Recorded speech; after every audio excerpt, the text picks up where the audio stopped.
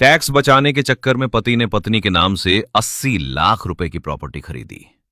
कुछ सालों बाद गृह क्लेश हुआ और कोर्ट केस शुरू हो गए। पत्नी ने प्रॉपर्टी पर हक जताने के लिए सिविल कोर्ट में केस किया, जिसमें उसका कहना था कि इस प्रॉपर्टी में 40 लाख रुपए मैंने दिए हैं, इसलिए मुझे आधी प्रॉपर्टी चाहिए। दूसरी तरफ पत्नी ने गुजारा भत्ता पाने के लिए CRPC 125 के तहत केस किया, जिसमें उसने कहा, मैं निराधार हूं, मेरी कोई इनकम नहीं है, मुझे कोई व्यवसायिक ज्ञान नहीं है, इसलिए मुझे मासिक गुजारा भत्ता दिया जाए।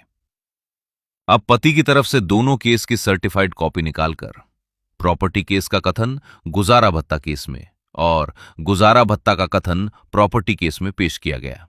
साथ ही फर्जरी झूठे बयान की कार्रवाई भी शुरू की गई। इतना ही नहीं, प्रॉपर्टी केस के दस्तावेजों के आधार पर इनकम टैक्स विभाग में TEP टैक्स इवेजन पिटीशन भी दायर की गई। जांच में सामने आया कि पत्नी 35,000 रुपए प्रतिमाह कमा रही है। अब सवाल यह है, क्या एक ही व्यक्ति कोर्ट में दो अलग अलग सच बोल सकता है?